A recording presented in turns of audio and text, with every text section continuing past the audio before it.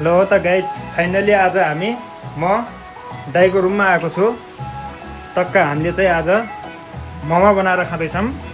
मोमोको यहाँ चटनीको लागि प्याज टमाटर खुर्सानी लसुन अदरक रेडी हुँदैछ। यता भने किमा चाहिँ रेडी लगभग भइसकेको छ। चाहिँ मोमोको डो तयार गर्दै हुनुहुन्छ। अब मोमोको यो डो बनाएर एकछिनपछि हामी टक्क मोमो बनाउँछौँ। त्यसपछि फेरि मोमोलाई बनाएर हामी चाहिँ मिठास तरिकाले मोमो खान्छौँ। हेरौँ कस्तो हुँदैछ मोमो, कस्तो बनाउनुहुन्छ हाम्रो दाइले मोमो।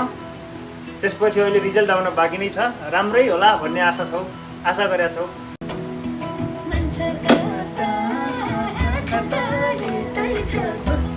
ल मोमो बन्दैछ है गाइज।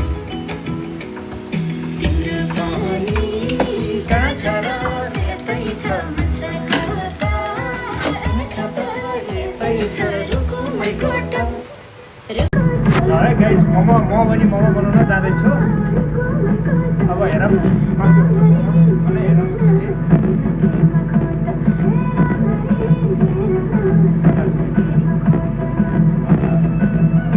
झुमा राख्छौँ यसरी हामी।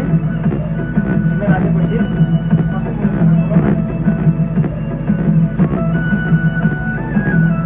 टक्क लाएर मोमो चाहिँ यसरी बनाउनु पर्छ है गाइज। हेर कोरियामा फाइनल्ली आफै मोमो बनाउनुलाई यहाँ आज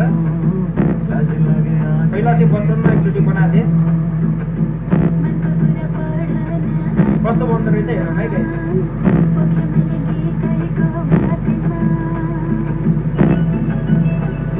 मोमो लभर को हुनुहुन्छ आउनुहोस् त मोमो खान हेर्नु।